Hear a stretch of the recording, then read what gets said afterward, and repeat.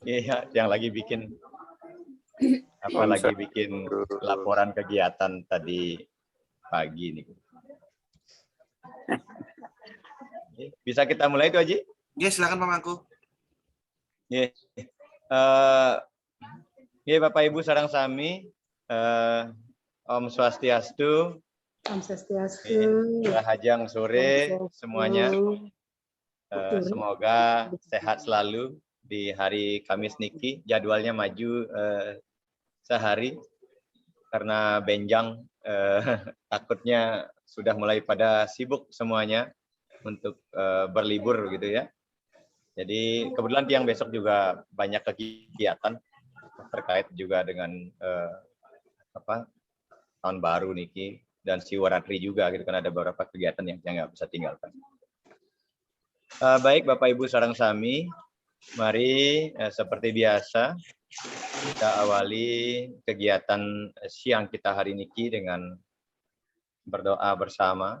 Menasi cering desang diwase, semoga kita senantiasa diberikan kesiapan untuk berdiskusi pada siang hari ini.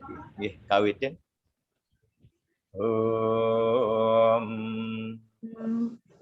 Apawitra arwawasang gatu piwa ya smare pundarika sabaya abhyantara suci Sri Wisnu Sri Wisnu Om Tatsat iti Srimad Bhagavad Gita Upanishadsu Brahma Widyayam Yoga Sastri Sri Krishna Arjuna Samwadi. Inggih, matur suksema Bapak Ibu sareng sami. Hari ini kita akan memasuki sloka yang ke-26 sampai sloka 30 dan berakhirnya sloka dia yang ke-7 niki. Jadi dia 7 niki terdiri dari 30 sloka. Mudah-mudahan hari ini kita bisa selesaikan bersama-sama mendiskusikannya. Ya, Bapak Ibu sareng sami, kita kawitin nggih. Weda khamsa mati tani nggih. Weda hamsa mati tani Warata manani Arjuna Warta manani Arjuna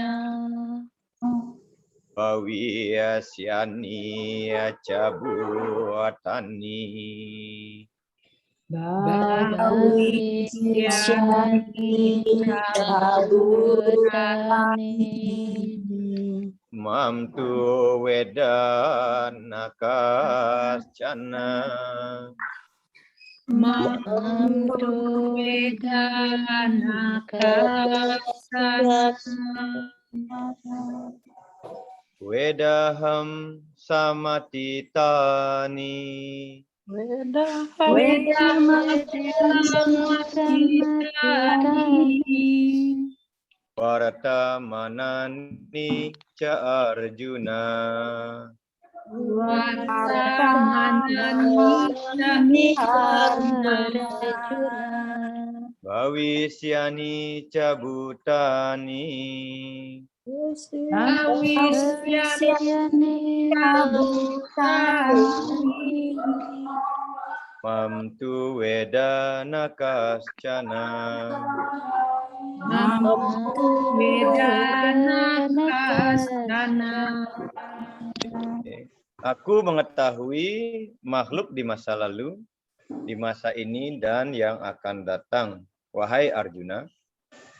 Akan tetapi seorang pun tidak mengetahui aku. Nah, ini sloka 26 niki ya masih bercerita tentang kemahakuasaan ide Sang Yang Widi Wasa, dan kemudian juga memberikan penjelasan, ya, tidak ada seorang manusia pun yang memahami siapa itu Tuhan. Nah, ini tentunya juga menimbulkan pertanyaan kepada kita. Paling tidak pertanyaannya akan seperti ini. Lalu apa saya ingin mencari Tuhan? Toh juga saya tidak akan pernah tahu Tuhan itu seperti apa. Nah, itu pertanyaannya. Nanti ini mungkin jawabannya ada di Pak Putu Dedi di Bandung. Ya, nanti kita minta pendapatnya beliau di Bandung. Ya, Bapak Ibu seorang sami, jadi sloka niki ya, Tuhan dinyatakan sebagai Trikala Darsina. Jadi penguasa ketiga waktu. Ya, masa lalu, masa kini, dan masa yang akan datang. Nah, Tuhan itu Maha Tahu, jadi ini kembali penegasan saja. Ia mengingat dan menyimpan catatan perbuatan, perkataan, dan bahkan pikiran setiap jiwa individu. Ya. Yang sebelumnya dulu menji. Ya. Jadi tidak ada sesuatu yang ada di dunia ini yang tidak diketahui oleh Tuhan.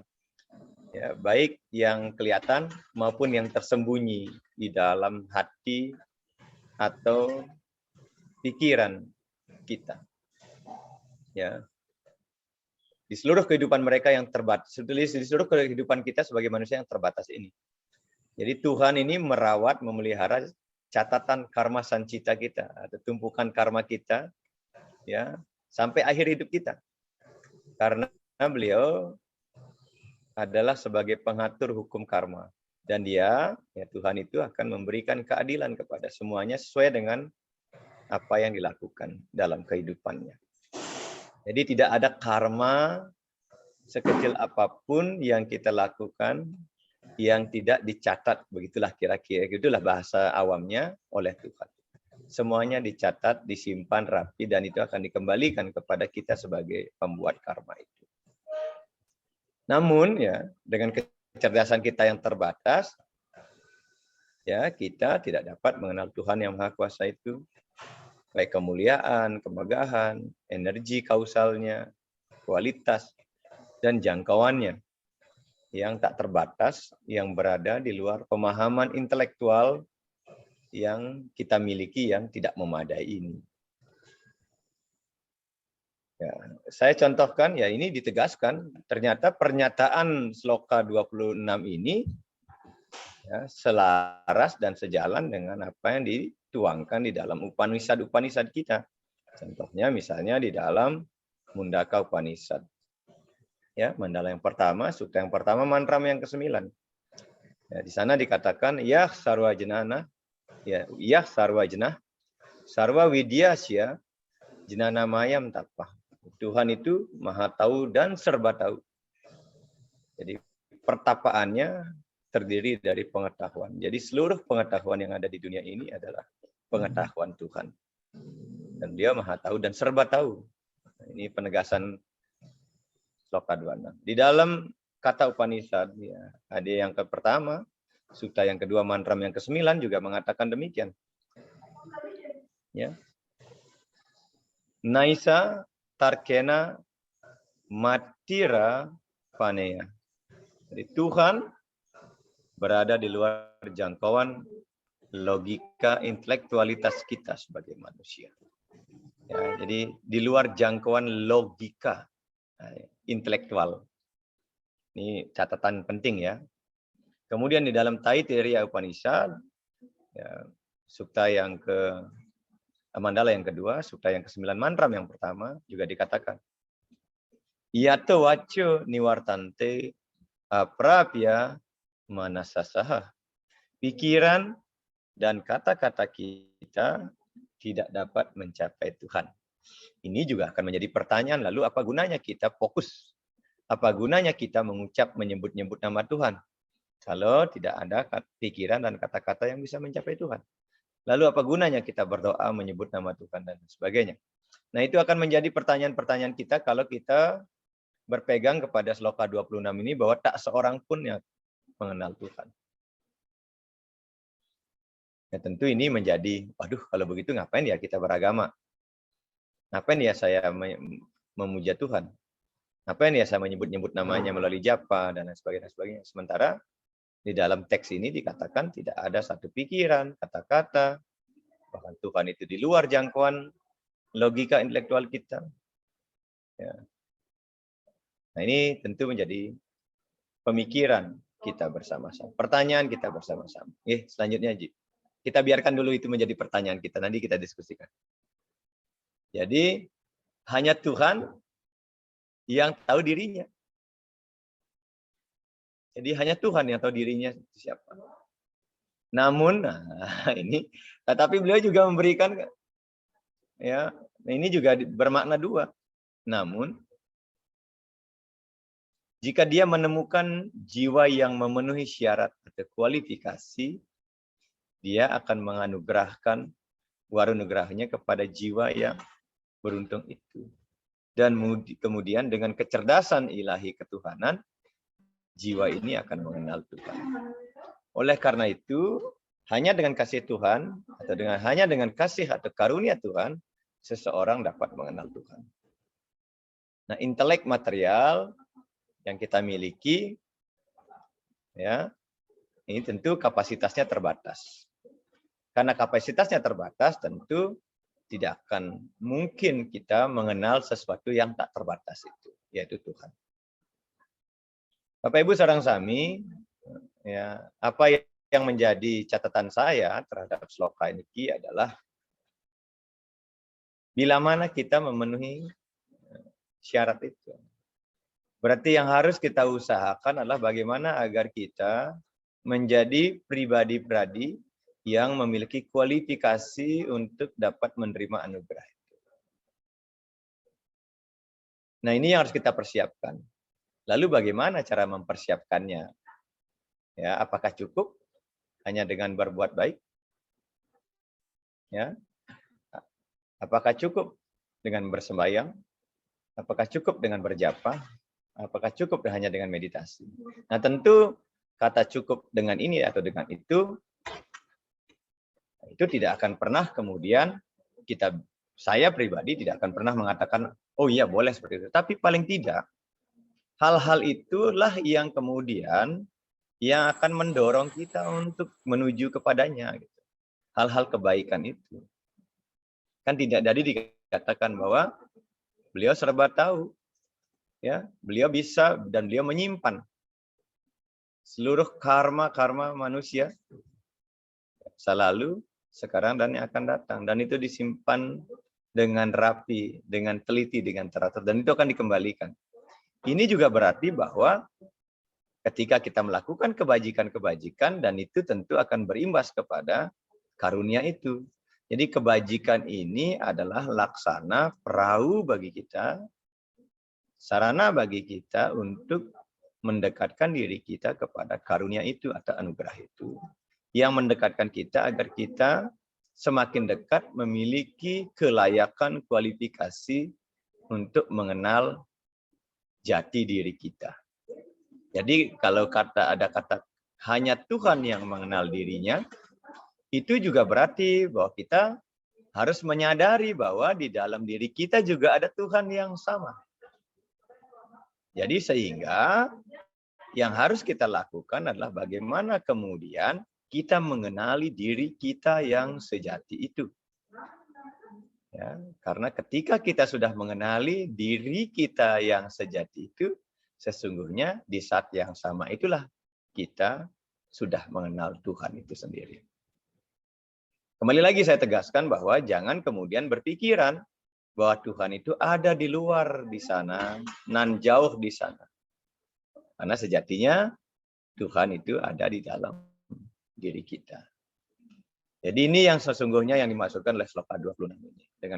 Dengan kalimat, kita ada seorang pun yang mengenal Tuhan. Itu artinya berurusan dengan badan fisik kita. Jadi beliau tidak bisa didekati dengan pikiran. Beliau tidak bisa didekati dengan intelektual logika. Beliau tidak bisa didekati hanya dengan badan ini saja. Tapi beliau hanya bisa didekati ketika kita sudah mengenal diri kita yang sejati.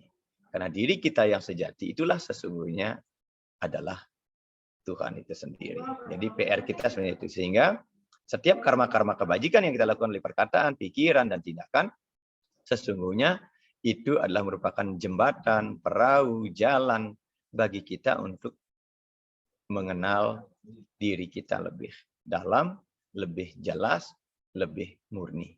Maksudnya seperti ini. Terus kaji. Sloka yang ke-27. Icca duesa samutena. Icca duesa samutena. Dua mohena barata. Dua mohena barata. Sarwa Buddha Nisa Moha. Sarwa Buddha Nisa Moha. Sarge Yanti Parantapa. Sarge Yanti Parantapa. Icca duesa samutena. Icca duesa samutena. Dua mohena barata. Dua mohena barata. Sarwa Bhutani Samoham. Sarva Bhutani Samoham. Sargiyanti Parantapa. Sarge Yanti Parantapa. Semua makhluk lahir dalam keadaan tertipu. Wahai Bharata, yang disebabkan oleh kedua sifat yang berbeda yang timbul dari keinginan dan kemarahan. Wahai penakluk musuh. Jadi Bapak Ibu sareng sami, di sloka yang ke-27 ini, Arjuna disebut dua kali dengan nama yang berbeda. Pertama Bharata, yang kedua Parantapa. Jadi dua sebutan untuk Arjuna ini tentu bermakna dalam, kalau kita mengacu kepada apa yang disampaikan dalam sloka ini. Jadi kita dikatakan jadi semua makhluk lahir dalam keadaan tertipu. Tertipu oleh siapa? Tertipu oleh asubha karma kita. Yang disebabkan oleh ketidakmampuan kita memahami paradoks dualisme alam semesta ini. Baik, buruk, lemah, petang, jele, melah. Suka, menderita, bahagia, dan bahagia, kemudian kedukaan, dan lain sebagainya. Yang kesemuanya, aspek dualitas itu muncul dari keinginan dan kemarahan. Kemudian ada kata parantapa. Parantapa berarti mereka yang sudah bisa mengendalikan dirinya. Bharata berarti dari keluarga Bharata. Jadi kebahagiaan dan kesusahan, kesenangan dan kesakitan, musim panas, musim dingin, siang, malam, dan lainnya, semua dualitas ini selalu ada secara berpasangan di dalam kehidupan kita. Dan ini kita kenal dengan istilahnya ruwa bineda. Dan kita pahami itu semua, dan kita meyakini itu semua. Nah, dualitas ini merupakan bagian tak terpisahkan dari pengalaman hidup kita sebagai manusia biasa, sebagai manusia normal. Namun dualitas yang paling menipu dalam hidup kita adalah kelahiran dan kematian. Ini yang kemudian kita jarang renungkan bersama-sama. Jadi arena kehidupan seseorang ada di antara dua hal ini, yaitu kelahiran dan kematian. Sejak saat makhluk hidup itu atau manusia itu lahir, kematian itu tidak bisa dihindari. Dan bahkan itu sebabnya dunia kehidupan kita ini sebutkan merce pada. Merce itu dari kata mertiu. Mertiu itu mati, pada itu alam. Jadi alam kematian. Jadi kehidupan kita saat ini di dunia ini sesungguhnya adalah untuk menunggu kematian kita datang. Ya. Jadi kita saat ini hidup sesungguhnya sedang menunggu kapan kematian itu akan datang. Dan begitu terus berputar, lahir, hidup, mati, lahir, hidup, mati.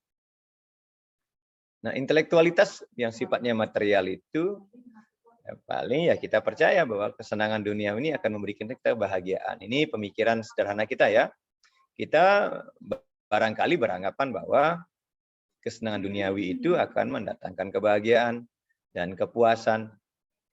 Oleh karena itulah kemudian kita akhirnya ya tanpa sadar akhirnya menginginkan sesuatu yang menyenangkan diri kita.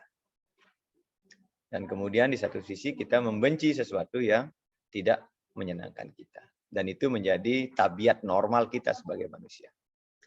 Kita akan senang kalau ada yang memuji kita. Dan kita akan menjadi sangat ya tertekan ketika ada orang yang menghina kita dan lain sebagainya. Ada yang membenci kita. Ya, kita merasa bangga kalau ada yang mengeluh-elukan kita. Dan kita merasa ya marah, kesel ketika ada orang yang mungkin memojokkan kita. Itu sifat dasar kita sebagai manusia yang diliputi oleh dualisme. Ini yang sering menipu kita, sifat dasar ini. Ya, kita belum bisa mengatasi sifat dualisme ini. Ketika kita belum mampu mengatasinya, maka di saat yang samalah kita sesungguhnya dikatakan sedang tertipu oleh kehidupan kita. Ya. Nah, intelek kita ini tidak menyadari bahwa situasi material yang menyenangkan hanya akan meningkatkan ilusi material kita. Ini juga harus disadari bahwa sesungguhnya ya ketika kita menyadari bahwa intelek itu ya yang akan meningkatkan ilusi material kita. Jadi ya ini yang membuat kita percaya bahwa rasa sakit itu merugikan kita. Padahal nah ini secara rohani ya, padahal kesulitan itu memiliki potensi untuk menghilangkan ilusi material dari pikiran kita dan akan memungkinkan ia mengangkat jiwa kita. Contohnya sederhana seperti ini. Saya pernah mengatakan begitu. Bahwa orang itu akan menjadi lebih religius, ya, lebih spiritual, justru ketika dia mengalami kesulitan. Akhirnya dia akan menyadari bahwa apa yang dia kumpulkan selama ini, kekayaan yang dia miliki, ya, harta benda yang dimiliki, keluarga yang dia miliki tidak mampu memberikan penyelamatan. Tidak mampu membawa rasa bahagia yang sesungguhnya. Jadi yang kita rasakanlah kebahagiaan yang sifatnya semu. Ya. Kita berpikir, yang tidak punya kendaraan berpikir bahwa, ya, saya pernah cerita juga ini, pada suatu ketika ada seorang suami istri menjadi petani, dia sedang berada di sawah, melihat di atas pematang sawah, di jalan raya, dia melihat ada seseorang yang sedang mengendarai motor. Si petani ini berpikir, waduh, betapa bahagianya orang yang naik motor itu. Aku pasti bahagia ketika aku punya motor seperti dia. Kemudian yang punya motor berpikir juga, aduh betapa bahagianya ya jadi petani. Hidup rukun, damai, ya. Mau masak padi sudah ada, sayur tersedia, tidak perlu beli, tidak perlu repot, dan lain sebagainya. Ya, itulah sudut pandang. Jadi kita melihat orang lain bahagia, ya, dan orang lain melihat kita yang bahagia. Padahal mungkin sama-sama sedang menderita. Yang punya motor juga berpikir gitu. Pada suatu ketika dia melihat ada orang bawa mobil. Dia berpikir, saya akan pasti bahagia kalau saya punya mobil. Yang punya mobil juga berpikir, aduh lebih baik naik motor. Pasti lebih bahagia kalau naik motor. Kalau naik mobil terjebak macet, bayar parkirnya lebih mahal. Dan lain sebagainya. Seperti itulah kondisi sesungguhnya kita kalau intelektualitas kita terikat oleh kesenangan yang sifatnya material. Justru ya ketika kita dalam ya ada balikannya justru sesungguhnya kondisi-kondisi under pressure, dalam tekanan, dalam kesulitan, dalam kenestapaan dan dalam kesedihan, justru itu adalah sesungguhnya kesempatan bagi kita untuk melepaskan kemelekatan-kemelekatan itu. Ya, banyak sekali orang, maaf ya, banyak sekali justru orang yang doanya manjur itu adalah orang-orang yang justru termarginalkan. Istilahnya doa wong cilik itu katanya mandi daripada doanya pejabat yang koruptor gitu. Jadi lebih mandi doanya wong cilik yang jujur gitu. Ini penting kita. Ya, bahwa kesulitan yang dianggap kesulitan oleh orang lain itu justru bisa menjadi kesempatan emas bagi kita untuk meningkatkan jati diri kita. Makanya benar ya, semakin kita nggak punya apa-apa, sesungguhnya kita ya semakin. Ya saya contohkan sederhana, besok ini kan mau Siwaratri nih. Ya, banyak orang yang sengaja mau berpuasa di Siwaratri. Ya, tapi orang yang tidak punya uang, tidak punya bisa makan dan tidak bisa masak, dia bisa puasa kapan saja tanpa harus mencari hari baik. Ya, kalau kita puasanya terprogram, ya kalau orang memang nggak bisa makan, dia bisa puasa kapan saja. Itu jauh lebih mulia ketimbang kemudian kita memprogram diri, oh nanti Siwaratri kita akan puasa gitu misalnya. Padahal mungkin menyiksa diri karena nggak terbiasa dengan puasa. Tapi orang yang terbiasa kelaparan karena nggak punya uang, ya dia terbiasa puasa. Sehingga bagi dirinya puasa itulah hal yang biasa, bukan hal yang spesial. Berbeda dengan orang yang puasa Siwaratri karena dia khusus untuk melakukannya. Setiap hari dia nggak pernah berlatih, selalu makan enak. Begitu disuruh puasa Siwaratri ya ngiyah-ngiyah juga gitu. Banyak komplainnya, merasa nggak kuat, merasa terbebani, merasa tersiksa dan lain sebagainya. Nah, ketidaktahuan kita adalah akar daripada penyebab delusi. Jadi penyebabnya adalah ketidaktahuan, avidya. Jadi orang yang ditinggikan secara spiritual, dia akan memiliki kemampuan untuk menerima sifat dasar alam ini, dualitas itu, sebagai aspek yang tak terpisahkan dari ciptaan Tuhan. Dan kemudian dengan kesadaran yang dia miliki, dia akan mampu mengatasi suka dan duka, suka dan tidak suka, ketertarikan dan kebencian, dan lain sebagainya. Bagi dirinya, itu hanya just part of life. Ya. Jadi bagi dirinya itu tidak perlu. Jadi karena dia akan menyadari bahwa tidak ada sesuatu yang ada di dunia ini permanen. Dia tidak ada, muncul, kemudian akan tidak muncul lagi.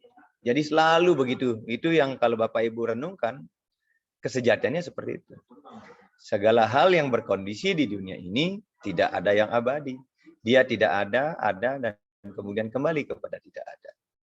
Jadi tidak ada, muncul, kemudian tidak ada lagi. Selalu seperti itu. Dan orang yang bijaksana akan menyadari ini sebagai siklus alamiah. Ya, sebagai siklus alamiah. Bukan sesuatu yang kemudian harus merasa tersiksa ketika ya, kita menderita dan merasa ya, begitu kegirangan ketika kita merasa happy dan lain sebagainya. Dan ini tentu terjadi pada diri kita sebagai manusia yang normal. Dan ini yang kemudian harus kita terus perjuangkan dalam kehidupan ini. Baik, Durus, itu aja kita lanjutkan. Ya, sloka yang ke-28, Pak Ibu. Yesam tuanta gatam papam. Yesam tuanta gatam papam. Jananam punya karmanam. Jangan Eduan dua moha nirmukta.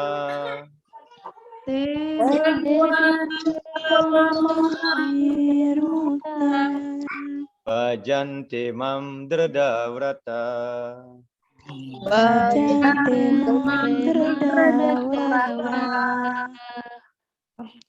Oke, kita ulang. Kita ulang ya. Yesam tuanta gatam papam.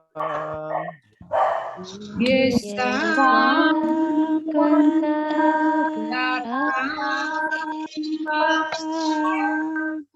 Jananam punya karmanam. Jangan punya karmanam. Eduan dua moha nirmukta. Dan dua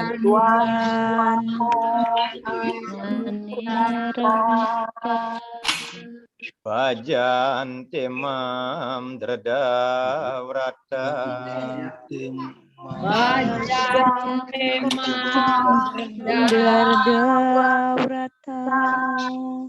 Akan tetapi bagi mereka yang dikarenakan pahala perbuatan-perbuatan baiknya, yang dosanya sudah sirna dan bebas dari tipuan kedua keadaan yang berbeda, menyembah aku dengan penuh ketekunan dan keyakinan. Ini Bapak Ibu sareng sami, sloka niki sangat bagus ya untuk kita renungkan. Ya.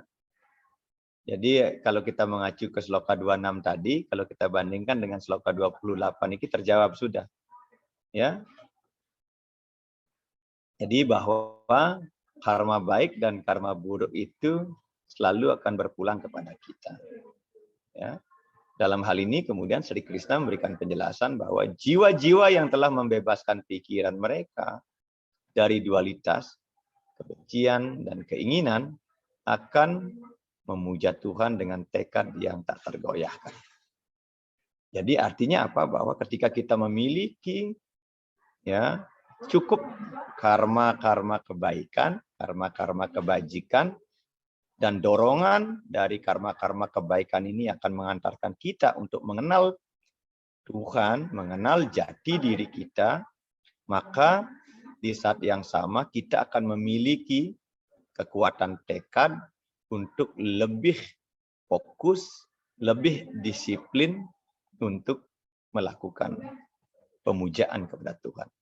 Jadi mereka tidak lagi akan mencari kesenangan dunia material atau tidak merasakan keengganan akan rasa sakit. Bagi dirinya segala hal yang terjadi adalah hal yang alamiah. Berbuat baik akan mendatangkan kebahagiaan, berbuat tidak baik pasti akan mendatangkan ketidakbahagiaan. Ya, saya pernah mengatakan hal yang sama bahwa akumulasi daripada kebajikan adalah kebahagiaan dan akumulasi dari ketidakbajikan adalah penderitaan. Jadi mereka yang sudah sadar dia akan menyadari hal ini sehingga dia akan terus berlomba-lomba untuk menggunakan ya kehidupan masa kininya ini untuk membangun karma-karma kebajikan bagi persiapan untuk kehidupan yang lebih baik di masa yang akan datang. Karena Tuhan mengetahui tidak saja masa lalu, tapi juga masa kini dan masa yang akan datang. Ya, mereka akan sangat berhati-hati saat memanjakan diri di dalam kesenangan duniawi. Ya, karena kesenangan duniawi ini dapat menipu jiwa mereka kembali. Ini sering ya, orang udah sering berpuasa, bertapa, beryoga, meditasi, mendana punya rajin sembahyang, sering juga jatuh juga gitu, karena kurang hati-hati.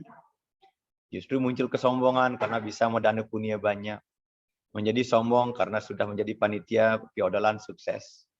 Yang menjadi angkuh karena sudah bisa menolong banyak orang. Dan lain sebagainya.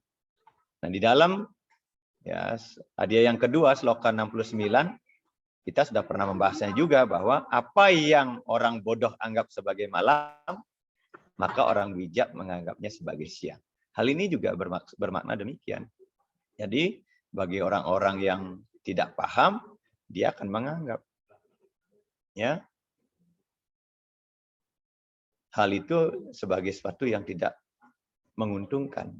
Tetapi bagi yang bijaksana, mereka akan menganggap bahwa karma kebajikan itu sangat mencerahkan. Itu maksudnya. Jadi manusia yang bercita-cita untuk mencapai kesadaran Tuhan memandang kesengsaraan sebagai kesempatan untuk pertumbuhan spiritual dan pelepasan keduniawian. Tetapi sloka ini juga tidak bermaksud kalau begitu udah kita sengsara aja dulu deh. Kalau gitu biar bisa kita melepaskan, biar bisa spiritual saya tumbuh dan kemudian saya bisa melepaskan keduniaan, bukan.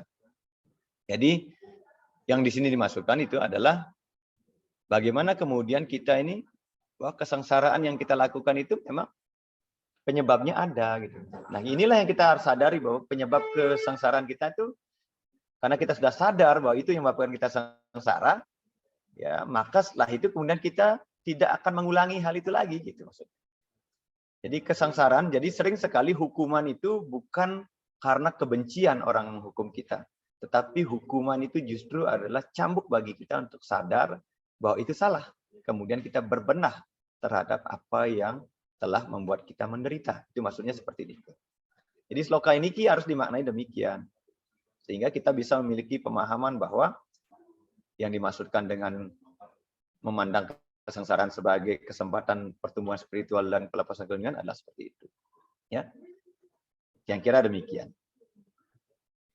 Jadi Bapak Ibu sareng sami ya memang unik ya, berbicara spiritual itu memang unik ya. Yang kita lihatnya bagus ternyata enggak. Ternyata yang kita lihat menyengsarakan ternyata secara spiritual justru itu sangat membantu kita. Ini tentu ya kita juga dalam perhelatan kita saat ini ya kita perlu juga bermenung ya. Ya, siapa tahu ya kalau hari ini kita sedang menderita, sedang sengsara, anggap saja bahwa Tuhan bukan sedang mencoba kita. Tuhan sedang percaya kepada kita bahwa kita bisa mengatasi semua itu. Jadi bukan Tuhan sedang menghukum kita karena kita sedang sakit, karena kita kurang sehat. Tetapi Tuhan sedang mempercayakan bahwa kita akan mampu mengatasi hal itu. Itu yang harus dilakukan, itu yang harus diyakini demikian. Ya, jangan pernah berpikir bahwa Tuhan sedang mencoba saya. Nggak mungkinlah Tuhan mencoba-coba umatnya.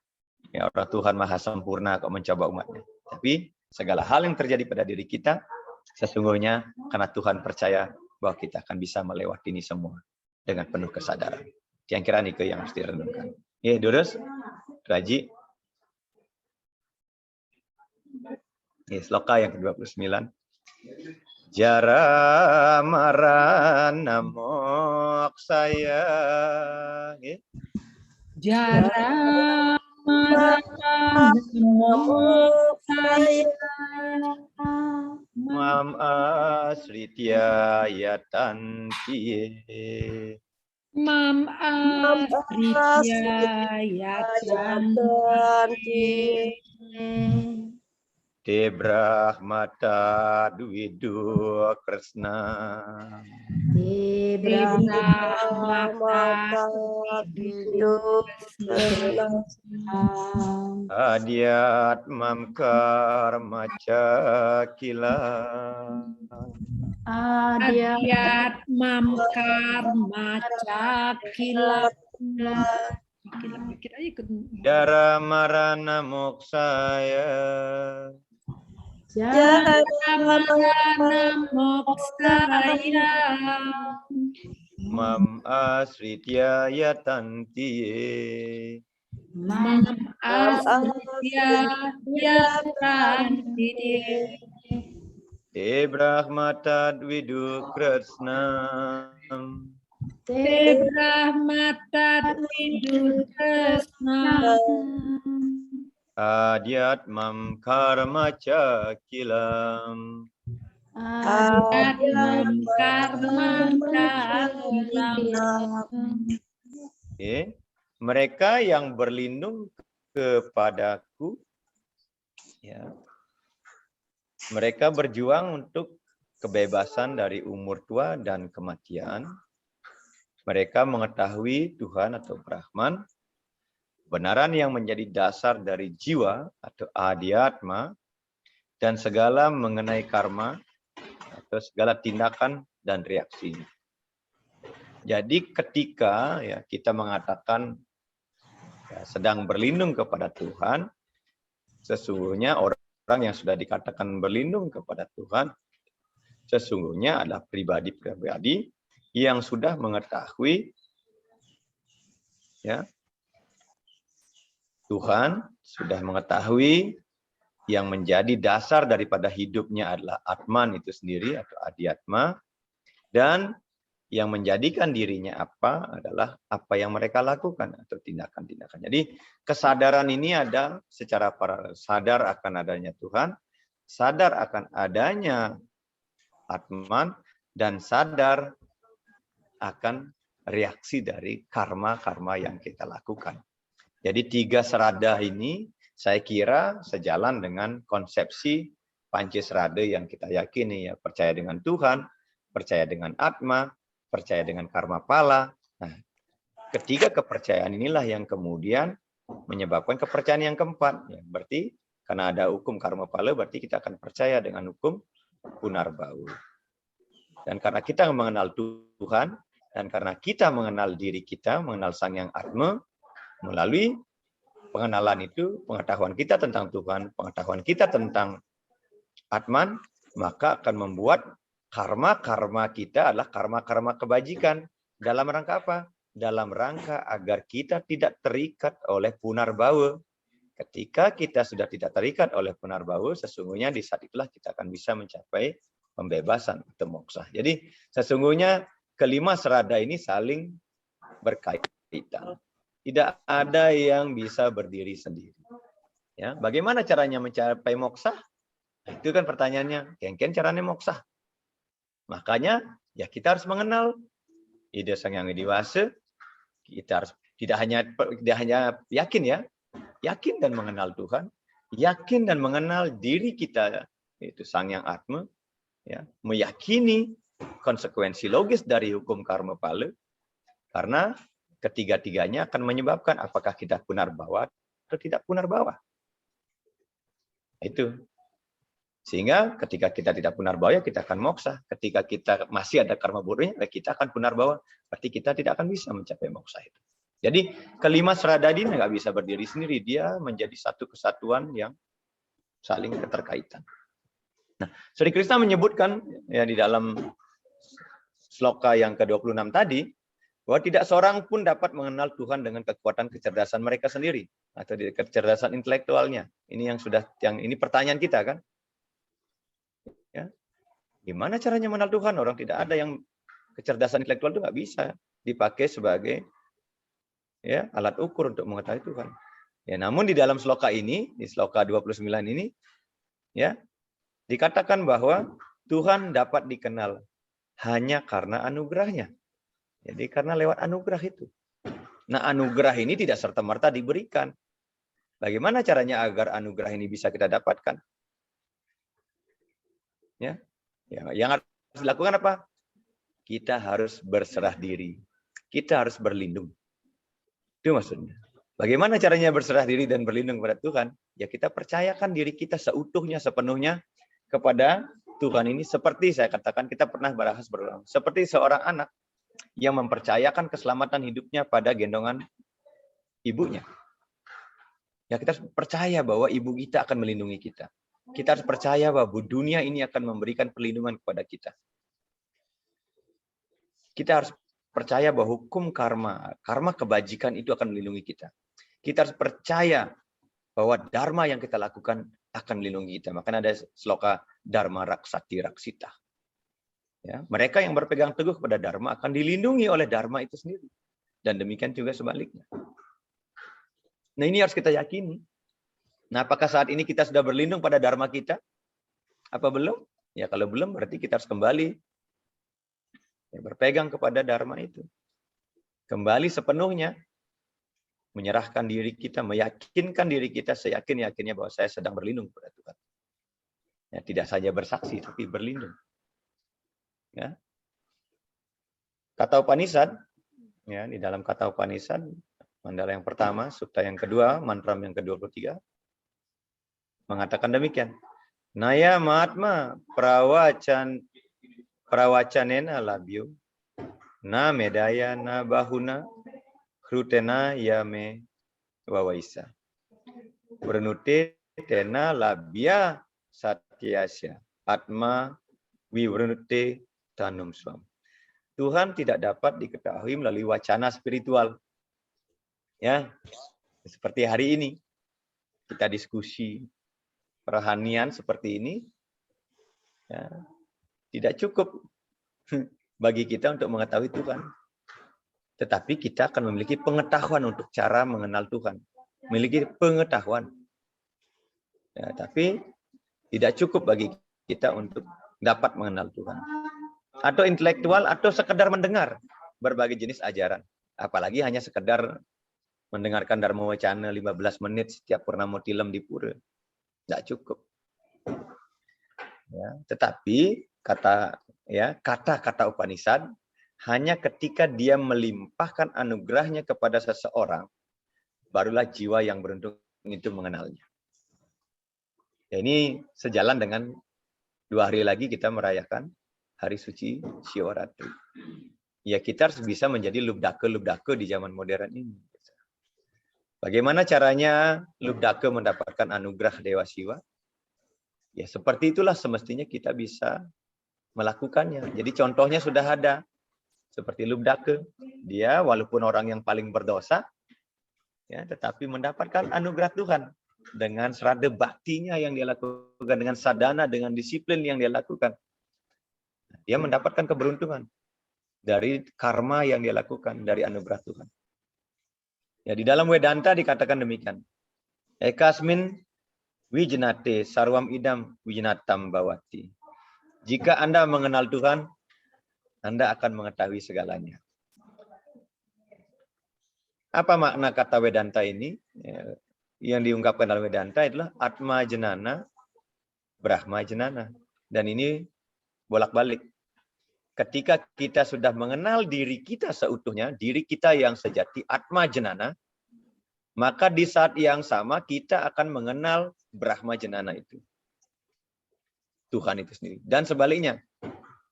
Ya, ketika kita sudah memahami tentang, tahu tentang Brahma Jenana, maka di saat yang sama anugerah itu akan datang kepada kita menyinari Atma Jenanam kita. Nah, yang harus kita lakukan adalah meyakinkan apakah kemudian, ya ini penting, kenalilah diri kita seutuhnya ke dalam. Kenali sedalam-dalam, semurni-murninya. Karena yang dimasukkan jika kita mengenal Tuhan, artinya jika kita mengenal diri kita, jadi Tuhan itu bukan Tuhan yang di luar, tetapi Tuhan yang di dalam. Jika kita sudah mengenal, ya, Sireni Ketiang, ya, who am I, Sireni ke Ingsun, maka di saat sama kita, itulah Tuhan gitu loh maksudnya. Nah tentu ini pertanyaan ini ya nanti kalau ditanya Pak Mangku sudah mengenal Tuhan pun, itu pertanyaannya pasti akan menjawab seperti itu. Jadi yang kira ini menjadi PR kita bersama-sama, sejauh mana kita menelisik diri kita. Apakah sudah dalam atau hanya cukup di permukaan saja. Ya, kalau hanya di permukaan saja kita tidak akan bisa memberikan nilai, ya, terhadap samudra itu. Jadi hanya ketika dia mengalami, makanya inilah yang kemudian yang dikembangkan oleh teman-teman di dalam yang penganut Raja Yoga seperti Buddha misalnya. Buddha itu tidak mau larut dalam perdebatan diskusi-diskusi keagamaan. Apalagi berbicara tentang teologi ketuhanan. Tidak mau dia. Jawabannya apa? Aku tidak perlu, ya tidak penting bagiku untuk memperdebatkan atau memperbincangkan sesuatu yang tak aku bisa jangkau dengan akal pikiran. Itu kata Buddha. Tapi apa kemudian Buddha katakan? Yang perlu kita lakukan adalah mengalami kehidupan ini apa adanya. Jadi berarti dalam lelaku, bukan dalam tataran teoritis, tetapi ngelakoni, kata orang Jawa. Harus melakukannya, harus mengalaminya. Jadi untuk tahu rasa asin ya harus makan garam. Untuk tahu rasa manis ya harus makan gula. Gitu kira-kira. Jadi untuk mengenal Tuhan, maka kita harus menyelami diri kita. Tidak lagi disibukkan, ya ampura ya ini agak spiritual ya. Bukan saya mengatakan bahwa orang yang mencari Tuhan di luar itu salah. Bukan. Jadi slogan ini mengajak kita untuk mengenal diri kita ke dalam. Jadi jangan sampai kemudian kita habiskan waktu kita untuk mencari Tuhan yang ada di luar diri kita. Itu maksudnya seperti itu. Walaupun memang Tuhan juga ada di luar. Tapi alangkah baiknya juga, karena Tuhan ada di dalam, alangkah bijaknya kalau kita juga ya menemuinya yang ada di dalam. Yang kira gitu. Ini terus Haji.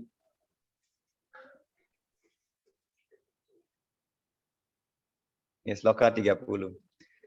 Sadi buta diadai wamam. Ya. Sadi buta didaiwam.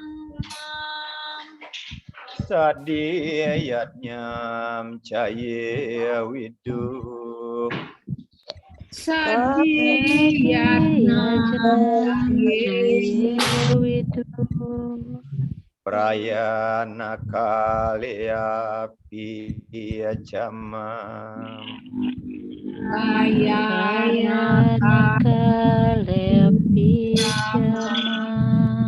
Dewi duryukta cetasa. Dewi Duryukta Yetasa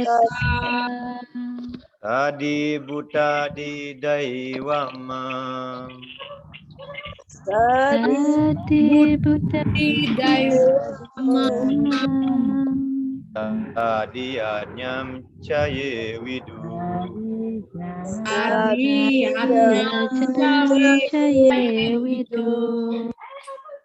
Rayana kalya picamam. Rayana Kalya Pitama Dewi duryukta cetasa. Dewi Duryukta Cetasa. Mereka yang mengetahui aku sebagai penguasa kebendaan dan sifat-sifat ketuhanan dan segala ianya. Mereka dengan pikiran yang layak mempunyai pengetahuan tentang aku bahkan pada saat ajalnya tiba. Jadi Bapak Ibu sareng sami, nah ini tentu buat kita sangat merupakan anugerah yang luar biasa ya kalau kita renungkan sloka yang ke-30 ini. Jadi bahwa jiwa-jiwa yang tercerahkan itu ya yang mengenal Tuhan akan benar-benar bisa mengabdikan dirinya kepada Tuhan. Bahkan pada saat kematian mereka. Mereka dalam kesadaran penuh akan Tuhan. Tetapi pertanyaannya, bagaimana caranya kita bisa memiliki kesadaran Tuhan ketika ajal kita tiba? Ya. Bagaimana caranya mengingat Tuhan pada saat kita menjelang mati terminal dying? Orang kematian itu dikatakan sebagai perjalanan yang sangat menyakitkan. Jadi kalau pernah mengalami terminal dying gitu ya, sekarat gitu istilahnya, atau pernah mati suri gitu, atau pernah belajar ilmu Angrago Sukmo gitu, mengeluarkan ya, roh dari tubuh ini, ya, itu sangat sulit. Kita punya 9 lubang dalam tubuh kita. Ya kalau keluarnya Atman itu roh itu dari leher ke atas, ya ada yang mengatakan di dalam teks berarti karma orang itu bagus. Tapi ada juga roh itu keluarnya tidak lewat leher ke atas, tapi lewat jalur yang lain, lewat kemaluan atau lewat duburnya. Itu dikatakan sebagai kematian yang sangat mengerikan. Ini biasanya kalau saya pernah menemani orang-orang yang terminal dying karena OD ya, makin narkoba itu pecah pembuluh darah duburnya. Dan memang rohnya itu keluar dari sana. Dan itu sangat-sangat menyakitkan. Nah, karena kematian itulah sesuatu yang paling menyakitkan. Ya. Jadi orang mau mati itu menyakitkan. Antara melepas atau tidak lepas. Itu apalagi ini konden harta kekayaan, ini konden mewariskan. Wah, ini konden sertifikat, konden balik nama. Wih, itu banyak. Ya, apalagi banyak belum selesai di dunia skalanya. Maka ketika sang maut menjemput itu, roh itu sangat kesulitan. Makanya dikatakan, jadi hanya mereka yang mengingat Tuhan saat ajalnya tiba, dia akan mencapai kepada Tuhan. Tapi untuk bisa mengingat Tuhan pada saat ajal tiba, itu bukan perkara mudah dan murah. Ya, itu tidak cukup hanya ketika kita sudah ya, sudah tidak berdaya. Ya harus dilakukan pembiasaannya itu ya mulai sekarang gitu. Ini kan sudah kita bahas. Dewa kematian itu bisa datang kapan saja.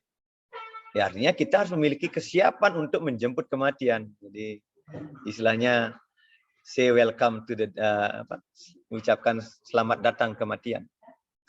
Artinya kita bisa ya menjemput kematian itu dengan sukacita. Kalau kita siap, itu persoalannya. Kalau kita siap.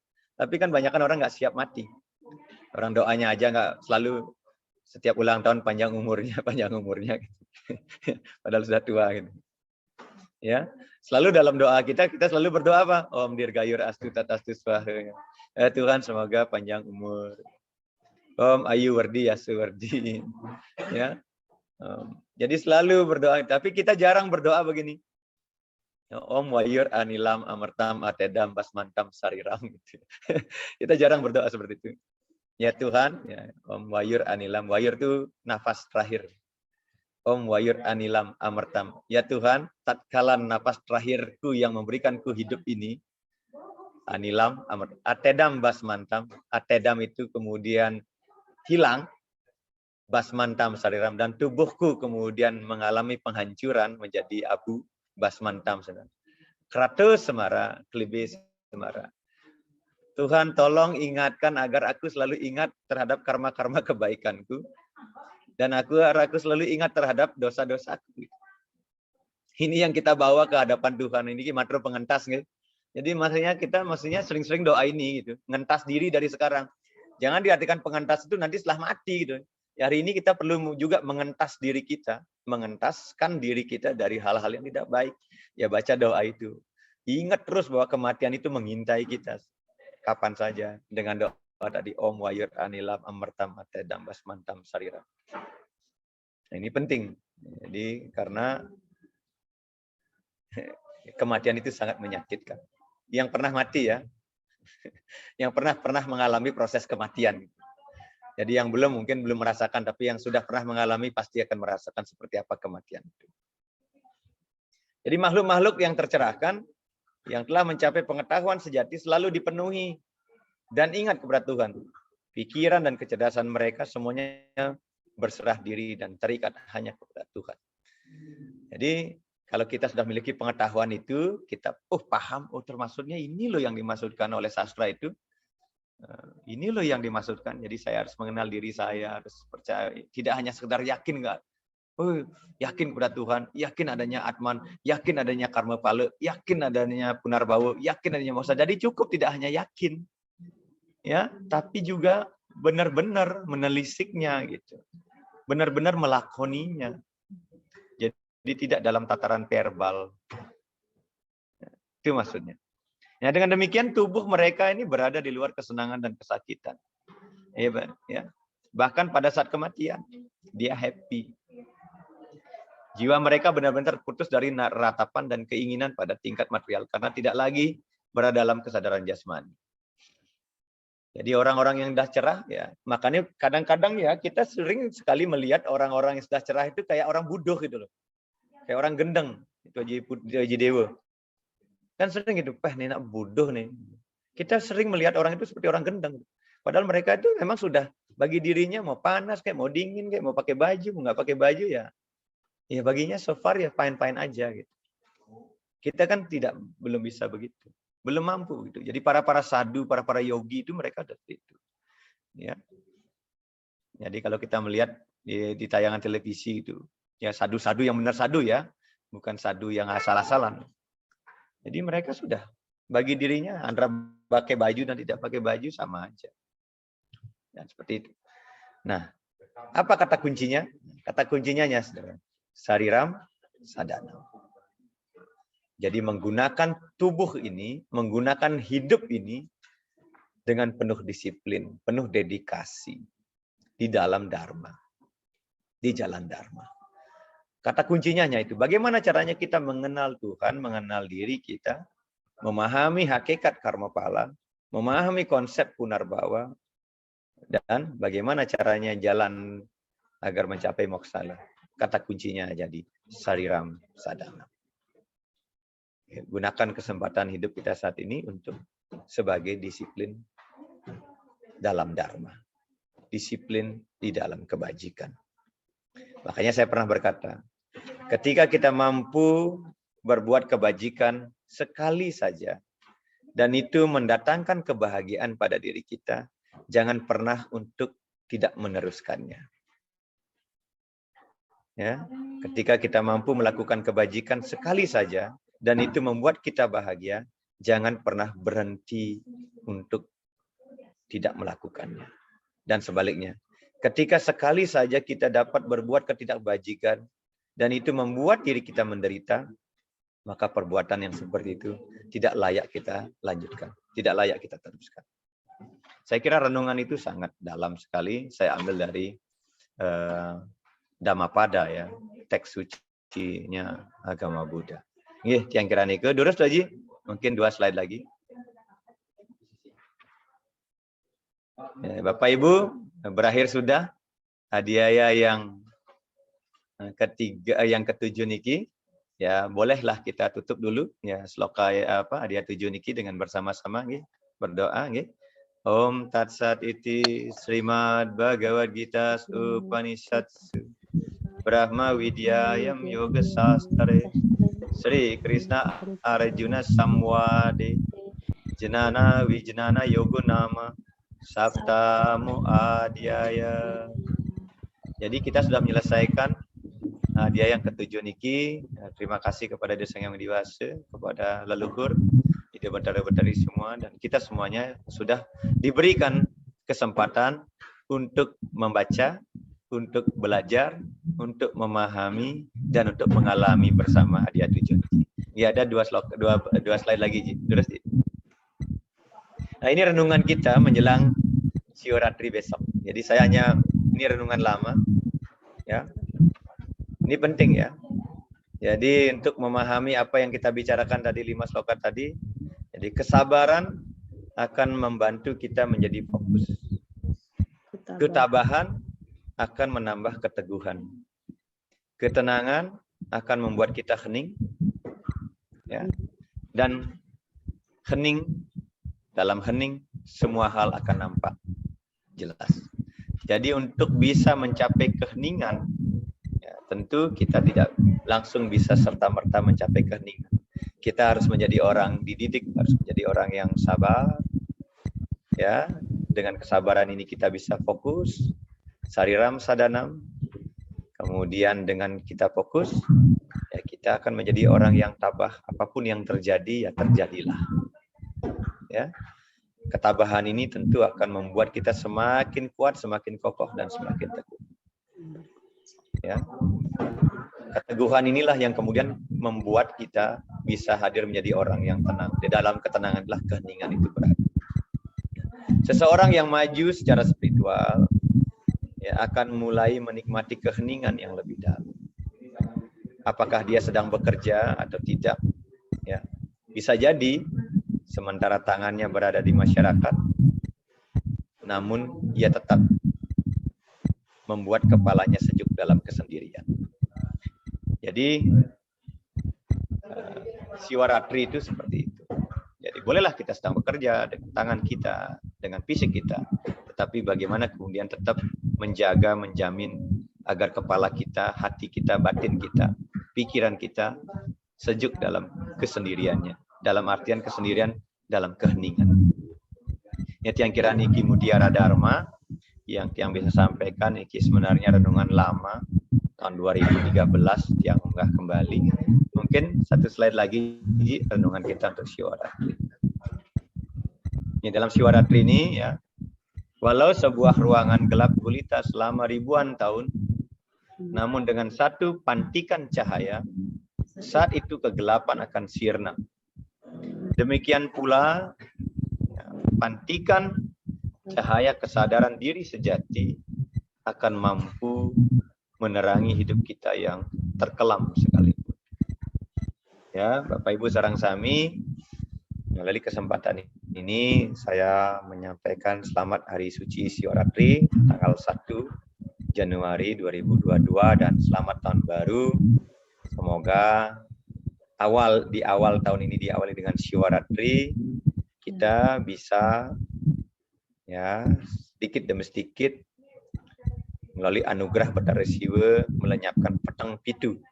Ya, kebetulan sasi kepitu, petang pitu Sabtu Timira yang ada dalam diri kita. Hanya dengan ketika petang pitu ini bisa ya dibebaskan dari kegelapannya melalui cahaya kesadaran kita, di saat yang sama kita akan bisa merubah diri kita dari sawa menjadi siwa.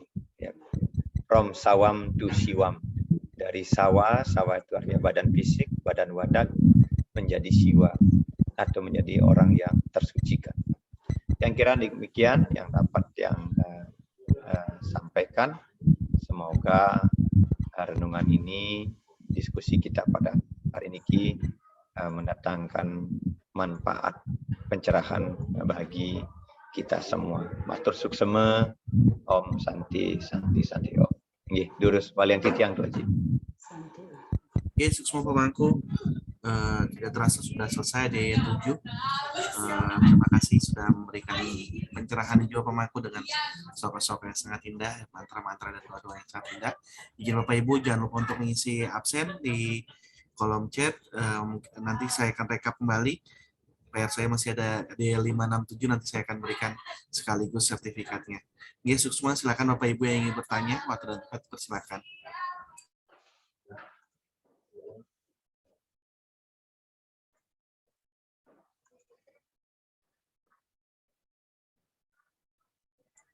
Oke, Pak Mangku mungkin bisa dipandu atau tadi mau manggil si Dedi. Halo Putu. Ayo Putu. Silakan tuh. Dari Bandung Barat. Bandung Barat ya kalau nggak salah ya. Ayo Putu, Dedi. Wah, ini saya anak muda dulu nih sebagai triggernya. Terus tuh. Selamat ya sudah dilantik ya.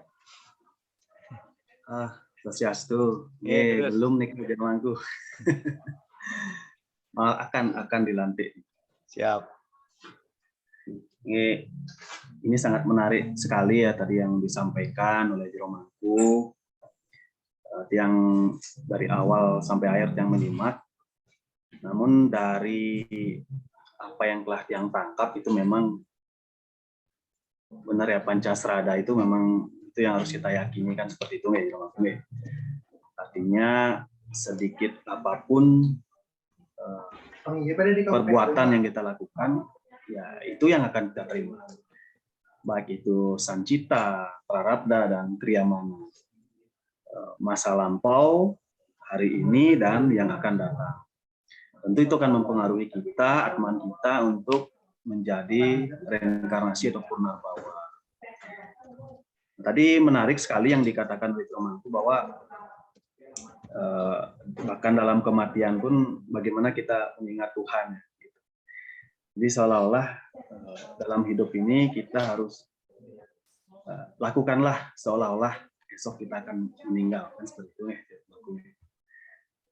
Ya mungkin itu saja Jero Mangku. Suksema Dek Putu Dedi di Bandung. Ya beliau ini anak muda, ya pemikirannya tentu tajam dan cerdas dan bernas tentunya. Jadi saya kira apa yang beliau sampaikan tadi ya penting ya buat kita semua. Jadi ya, mengingatkan kita semua bahwa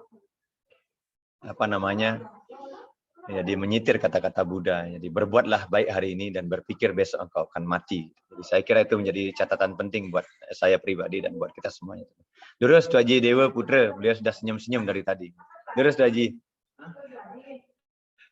Yang lain masih ada yang mau bertanya itu. Iya, atau terus yang lain ya, Tuan Haji niki nanti beliaunya yang akan memberikan kita pencerahan. Terus semeton yang lain, Droyang niki mimbar kita bersama-sama nggih. Terus.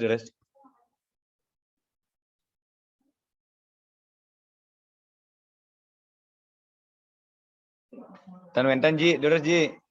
Atau mungkin terlalu sulit kayaknya ya. Ini memang sloka dari 26 sampai 30 ini benar-benar nambah sulitnya dari sloka-sloka sebelumnya gitu. Masalahnya kan yang mudah dicerna tadi seperti Putu Dedi bilang tuh gimana tuh kalau mati kok masih bisa nginget Tuhan gitu. Nah ini persoalannya kan karena kita belum mengenal diri kita. Kita baru mengenal diri kita itu hanya bagian luarnya saja. Ya itu yang biasa kita motori, kita latih itu adalah otak kita, pikiran kita. Jangankan mati, orang kita tidur aja nggak bisa inget kok. Itu tubuh fisik kita. Nah diri kita itu terdiri dari tidak hanya tubuh fisik. Tubuh fisik itu adalah sesuatu yang kita gunakan. Nah itu yang perlu diingat dulu. Perlu disadari dulu bahwa tubuh fisik kita itu adalah sesuatu yang kita gunakan. Gitu. Kita miliki, kita gunakan, kita dianugerahkan oleh Tuhan tubuh fisik ini. Jadi bukan itu saja gitu, tapi itu sebagai sarana kita mengingat siapa diri kita sesungguhnya. Nah, kalau kita ingat sadar sebagai jiwa saja, itu kalau tubuh fisik kita mati itu masih bisa nginget siapa-siapa, masih bisa merasakan sakit, masih bisa gitu. Nah, kalau lebih jelasnya itu coba nanti cari pengetahuan yang mengingat kematian-kematian kita di masa yang lalu. Kalau OOB, out of body, kita keluar dari tubuh, kita tidak merasakan kematian yang lalu, kita cuman melancong saja ke dunia lain gitu. Atau di dunia ini tapi dengan bagian kesadaran yang berbeda. Nah, kalau kita ingat kematian kita di masa lalu, kita benar-benar jadi tahu gitu gimana rasanya mati tubuh fisik ini gitu. Apalagi kalau kita dalam kondisi yang sangat terikat dengan sesuatu, dengan keduniawian misalnya, dengan keluarga atau dengan harta, itu memang ketidakrelaan kita untuk mati itu berat sekali dan sakit sekali gitu. Jadi kalau orang lain bilang itu seperti nyabut pohon bambu gitu dengan tangan yang lemah gitu. Tapi bagi mereka yang kondisinya tidak terikat oleh hal duniawi, artinya dia merelakan gitu ketika mati itu merelakan, apalagi dalam hidupnya biasa berbagi dengan kerelaan, artinya dia punya uang lebih, dia kasihkan orang yang kekurangan itu tanpa ngedumel. Itu saat matinya tuh seperti narik benang di dalam tepung. Gimana narik benang di dalam tepung gitu ya, tinggal narik begitu aja lemes, halus gitu. Seperti itu rasanya gitu. Nah, hal ini mungkin hanya sekedar informasi untuk pikiran kita. Jadi perlu dialami seperti tadi Pak Mangku bilang, ya harus dicari ilmunya, dilakoni, dirasakan kembali. Kalau cuma dengar dari saya tuh juga jadi konsep aja nanti gitu. Apalagi terus bertanya apa Pak Dewo udah bisa begitu belum gitu kan. Nah, kemudian yang kedua, kita mengenal diri kita yang lebih dalam lagi sampai kita mengenal roh kita itu apa gitu. Barulah kita akan mengarah untuk mengenal Tuhan. Jadi kalau kita mengenal Tuhan dalam arti seperti kita mengetahui suatu benda, itu enggak mungkin. Karena diri kita tuh sangat kecil dibandingkan dengan Tuhan gitu, yang maha besar gitu. Jadi apa yang ada di dalam diri kita itu hanya suatu percikan titipan saja gitu. Jadi hanya percikan saja gitu. Jadi kalau kita baru mengenal sejumput air laut, apalagi di daratan, kan tidak bisa dikatakan kita mengenal lautan. Gitu. Orang kita berada di pinggir pantai saja, mengambil air laut, lalu kita mengatakan sudah mengenal lautan, ya enggak, tuh baru pantai Sanur gitu kan. Memang itu bagian dari lautan yang begitu luasnya gitu. Nah itu lautan. Bagaimana dengan Tuhan gitu yang melebihi alam semesta ini besarnya. Artinya gini, mengenal Tuhan di sini bukan untuk kita jadi tahu Tuhan seperti apa, tidak. Hanya untuk mengarahkan diri kita tuh untuk bisa masuk, bisa mempercayai Tuhan untuk melakukan apapun terhadap diri kita. Nah ini penting. Jadi kalau kita cuma dengar, silakan baca Bhagavad Gita ini sampai habis, khatam 10 kali. Apabila kita nggak awali dengan peningkatan kesadaran, dia akan maknanya sama saja, nggak berubah. Gitu. Makna dari sloka itu tidak berubah sama sekali. Gitu. Nah, berbeda ketika kita mulai meningkatkan kesadaran kita, dari tadi kesadaran fisik, pikiran kita, mungkin referensi yang banyak membantu kita menjadi lebih paham tentang Bhagavad Gita. Mengerti batasan-batasannya. Kemudian ketika masuk lagi ke dalam diri kita, mengenal dan memahami, menyadari sebagai jiwa kita. Jadi kita sebagai jiwa, bukan sebagai tubuh fisik. Itu memahami Bhagavad Gita itu bisa beda lagi. Malah kita bisa memahami bagaimana Krishna bicara tentang sesuatu kepada Arjuna. Tidak lagi apa yang disadur oleh Resi Vyasa yang dalam bentuk sloka yang sangat sulit dipahami gitu. Nah, begitu masuk lebih dalam lagi, kita sadar sebagai roh, itu berkembang lagi pemahaman kita. Jadi kita bisa tahu kenapa Bhagavad Gita itu diturunkan kepada Arjuna dan apa tujuannya. Kalau kita lihat secara mudahnya dalam Mahabharata, entah saya sudah pernah katakan atau belum, Mahabharata itu kalau luarnya kita akan rangkum itu seperti Sarasa Muscaya dan panutan utamanya adalah Puntadewa atau Yudhistira. Itu bagaimana menjadi orang baik yang betul-betul baik atau dalam arti kata sadhu misalnya gitu. Yang bisa mengubah neraka menjadi sorga gitu. Itu Puntadewa. Tetapi ya berhenti cuma sampai surga aja, nggak bisa lewat. Nah, ketika kita melihat sisi lain dari Mahabharata yang di dalamnya itu adalah apa yang diungkapkan di dalam Bhagavad Gita. Nah, itu adalah jalan untuk menuju yang di atas surga lebih jauh lagi. Itu panutannya adalah Arjuna. Artinya gini, nggak penting kita tuh pernah berbuat jahat, nggak penting kita tuh pernah melakukan hal buruk karena memang manusia itu tidak sempurna gitu. Tapi begitu kita dibantu oleh Tuhan, yang begitu itu tidak ada artinya. Kita akan bisa melewati semuanya. Nah, persoalannya sekarang Pancasrada itu bukan sekedar kita percaya atau yakin saja, tapi memang benar kita jadikan suatu acuan untuk bisa memahami semuanya. Kita percaya pada Tuhan, kita percaya pada Atman, itu percaya untuk biar bisa membantu kita. Bukan cuma percaya, oh ada Tuhan gitu, enggak. Sehingga karma pala itu akan terlampaui. Jadi apa yang kita perbuat itu tidak akan memengaruhi diri kita. Gitu. Karena siapa yang melakukannya itu bukan diri kita. Nah kemudian samsara tentu tidak akan dirasakan lagi karena sudah terlampaui. Nah arahnya tinggal arah ke moksa. Arah ke pembebasan. Itu yang perlu terus dicari tahu. Tapi kalau kita korek-korek referensi ya cuman semata-mata konsep. Lakoni dan cari tahu yang benarnya. Ada satu kata nih lagu mungkin bagus ya. Manasa bajare guru caranam dustara bawa segara caranam. Jadi kalau kita berdoa atau terhubung pada Tuhan dekat dengan kaki guru, jadi bukan memuja guru itu ya, dekat dengan kaki guru, itu guru kita bisa membimbing kita, membantu mengarahkan kita untuk bisa terhubung pada Tuhan. Kalau tidak, kita jadi betul-betul tidak bisa melampaui lautan kesengsaraan. Nah, guru-guru sejati kita yang harus diikuti itu ada dalam diri kita. Mungkin Niki agak banyak ya. Suksema, Ledangang. Suksema, Tu Haji Dewa. Saya kira apa yang beliau sampaikan itu dalam sekali. Memang Niki tiang kira agar tidak bukan merupakan gap ya. Jadi tiang kira semuanya yang ada di ruangan Niki memiliki potensi kesempatan yang sama.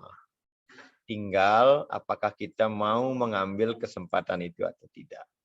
Persoalannya hanya itu. Saya selalu mengatakan kepada teman-teman, kepada siapapun juga, bahwa yang membuat kita berbeda di dunia ini hanya karena 3 hal.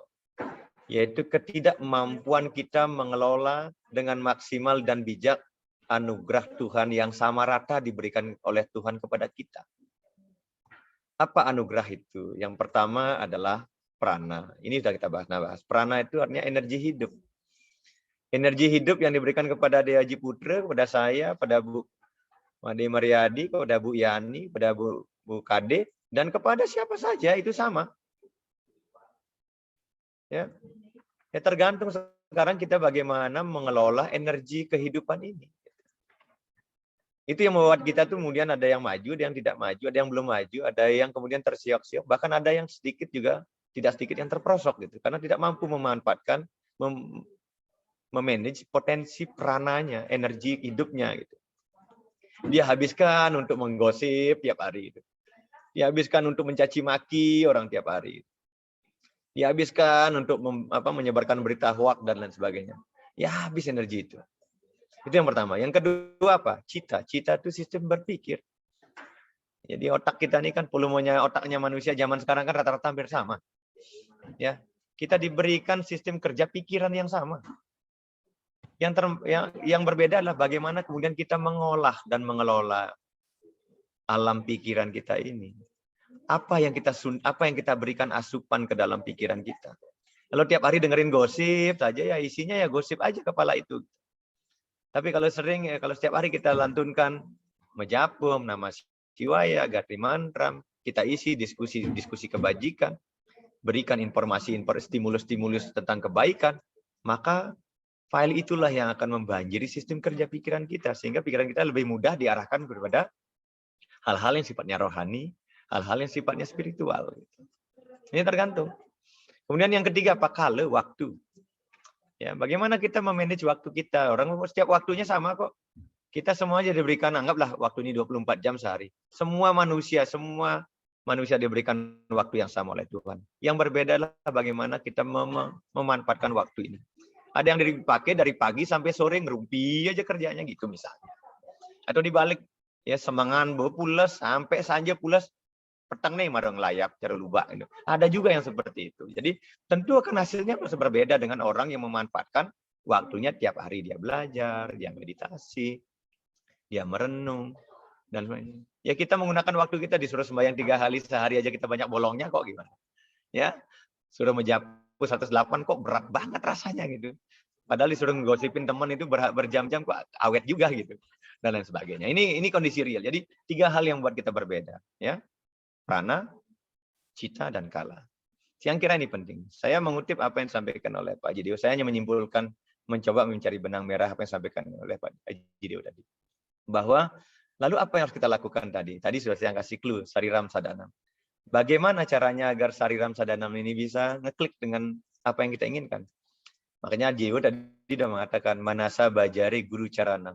Dustara Bawa Sagara Taranam. Mudah-mudahan salah yang hanya dengerin sepintas tadi.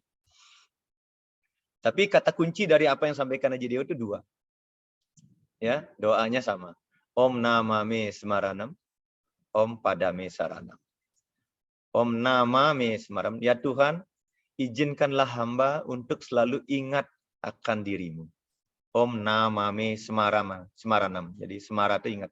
Ya Tuhan, izinkan hamba atau berikan hamba kesempatan untuk selalu mengingat dirimu. Ini kaitan dengan kematian tadi ya. Jadi ingat dengan Tuhan. Gimana cara ingat Tuhan? Ya, mohon izin kepada Tuhan agar kita bisa mengingat namanya gitu.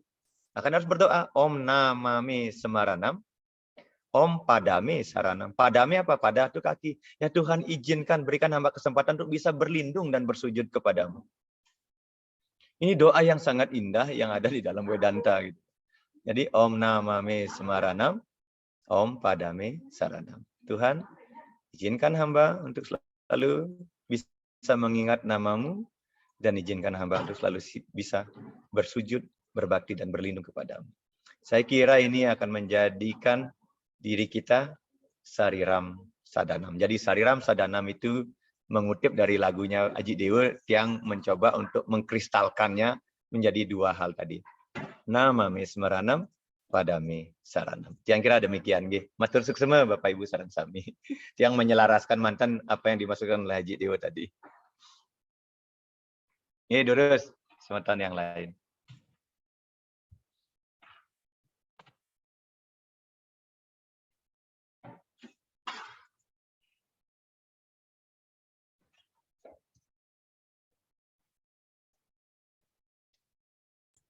Silakan Bapak Ibu yang ingin bertanya. Silakan.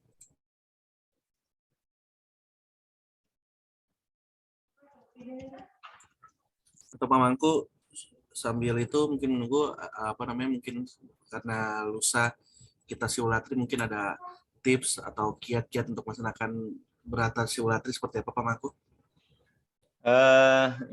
Kalau siwaratri ini kan teorinya kan sederhana.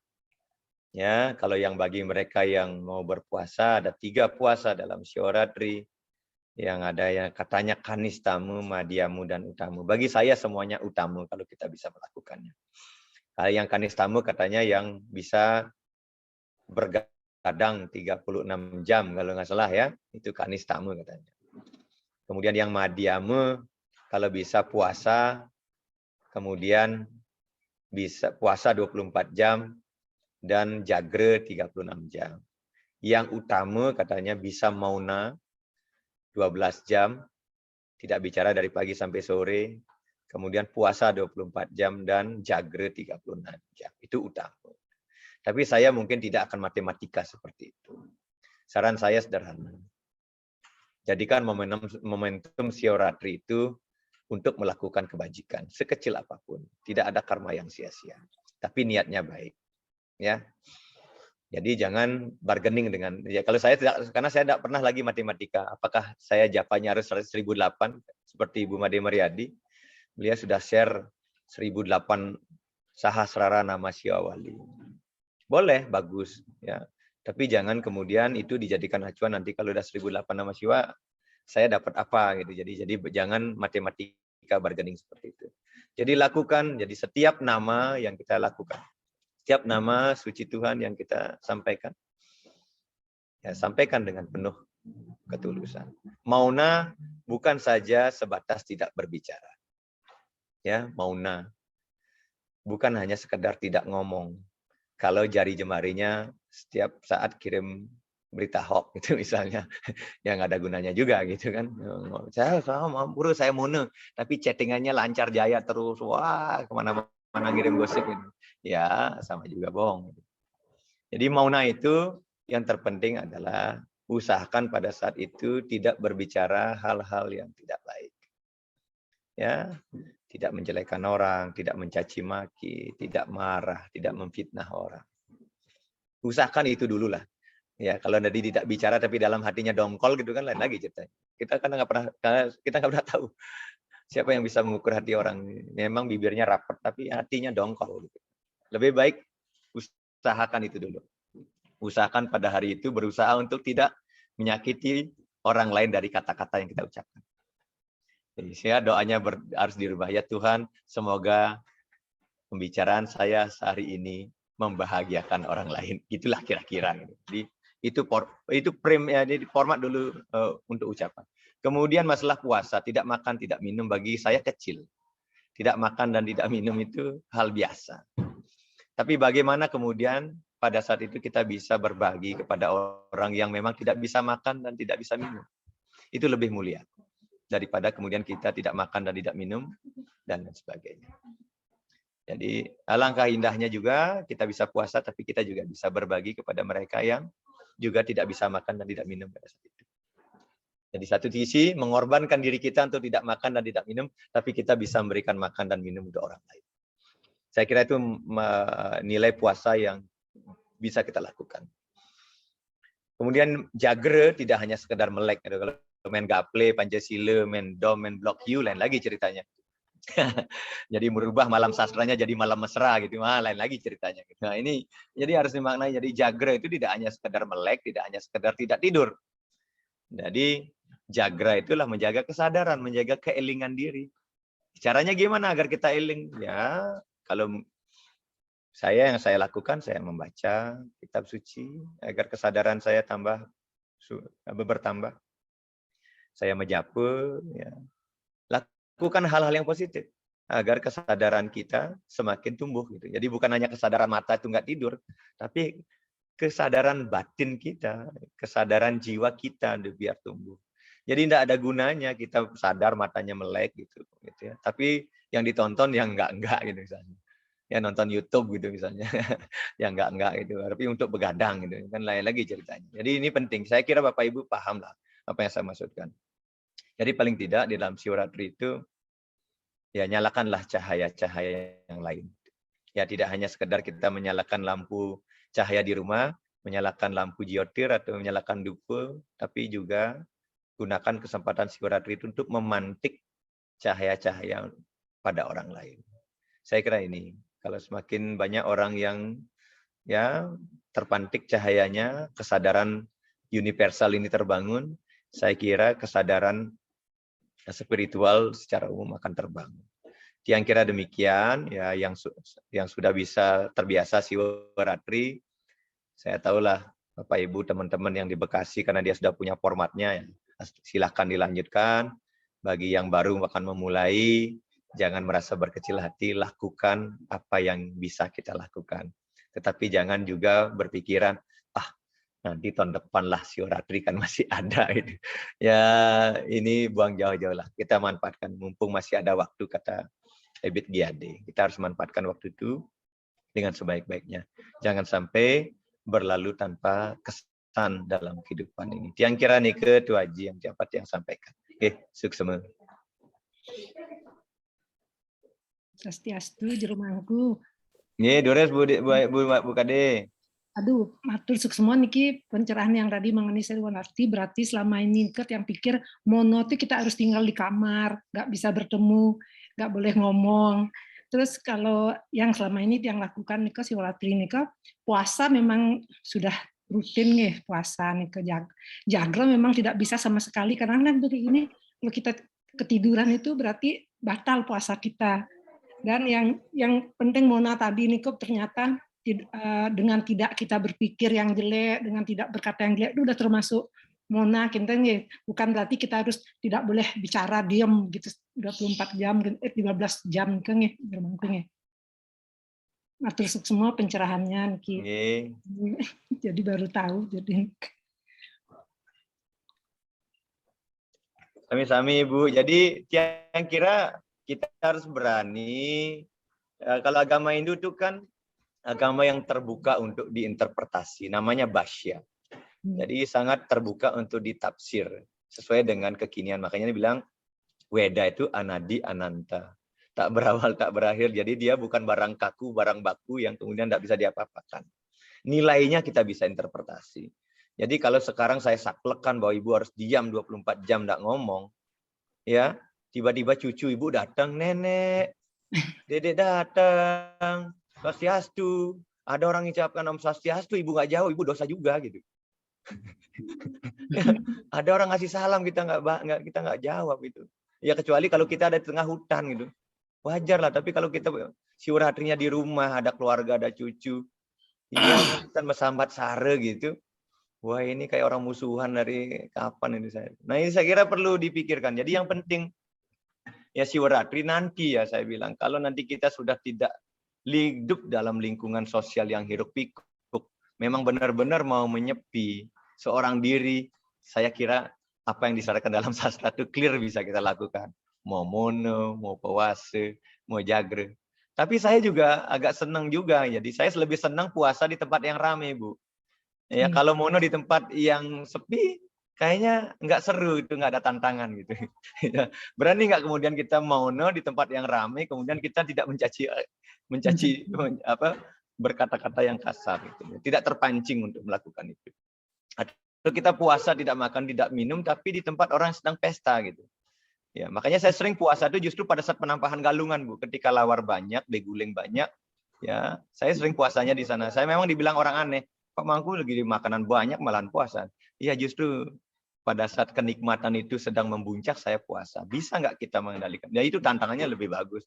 Tapi kalau puasanya di tempat yang sepi karena memang nggak bawa bekal, ya nggak apa-apa lah, wajar kalau gitu. Karena udah menyiapkan diri kan, saya kira itu. Saya kira ini penting ya, pemahaman kita tentang mauna itu apa. Jadi mauna itu bukan tidak bicara, tapi bagaimana kita bisa mengendalikan bicara. Karena dalam niti sastra dikatakan orang yang apa? Jadi orang yang bisa mengendalikan. Jadi tidak akan ada pertengkaran bagi mereka yang bisa mengendalikan bicara. Ya. Jadi dalam niti. Jadi seperti itu. Kemudian tidak akan ada mara bahaya bagi mereka yang selalu sadar. Ya. Jagaratu nasti bayam. Ya. Jadi penting, jadi menjaga kesadaran itu bukan hanya sekedar matanya nggak tidur. Banyak orang yang bisa begadang tapi ya habis waktunya dicap dekian. Ya, apalagi undangan itu. Mungkin mentan limang ban, limang tempat di tempat tiang itu. Ya main Pancasila di sana sampai. Ya bukan itu yang maksudkan. Jadi yang kira niki penting ya. Jadi apalagi dalam kondisi tidak sehat, jangan memaksakan diri. Tetapi ada dalam diri kita niatkan bahwa saya akan melaksanakan berakti Siwaratri sekecil apapun. Mona, jagra, puasa itu ya. Apalagi yang sedang diet gitu ya. Karena ada berkaitan dengan kesehatan, ya tentu harus lebih diperhatikanlah kesehatannya. Ya. Karena saya yang sering bilang walaupun tadi dikatakan kapan kita bisa ingat dengan Tuhan, ya walaupun saat ajal kita tiba, kita akan sampai kepada Tuhan gitu. Tapi kita juga tidak boleh melakukan hal-hal yang bertentangan dharma. Nanti sebut Om Namah Shivaya kemudian ya menjatuhkan diri dari gedung yang bertingkat juga nggak benar juga gitu. Ya tetap aja itu namanya yang bunuh diri kan gitu kan. Tapi yang dimasukkan di sinilah bagaimana saat ajal kita tiba, kita dalam posisi sadar dengan penuh kesadaran memuliakan, ya merenungkan Tuhan itu. Jadi bukan hanya dalam 1 kali 2 kali kita menyebut nama Tuhan, kemudian kita melakukan tindakan-tindakan yang tidak patut kita lakukan. Yang kira demikian, Bu. Nggih, Bu. Selamat sareng Bapak, selamat menjalankan Brate Siwaratri. Mogi-mogi sehat rahayu, diberikan kedamaian, kebahagiaan, itu yang dicari ya. Ketenangan. Jadi yang cerita tadi, kalau udah tenang kita dunia ini hening gitu. Yang kira demikian, nggih. Bu Made, gimana rencana Siwaratri di Pura? Dikasih izinkah atau tetap PPKM? Semua Pak Mangku. Durus Pak, matur suksema nggih, rahayu Pak. Nggih. Durus Bu Made. Ya niki nanti habis niki kan kumpul japa. Nanti akan didiskusikan sepenapi pemarginya. Kemungkinan kita akan melakukan jam 6 sore. Kalau tahun kemarin kan siang karena PPKM. Kemungkinan setelah jam 6 habis buka puasa mono kita langsung kenten. Rencana niki nanti habis niki kita japa dingkan malih jero. Mohon doanya nggih. Kan sudah ada teksnya. Kebetulan di Bekasi saya tinggalkan warisan tata cara Brate Siwaratri dari awal sampai akhir.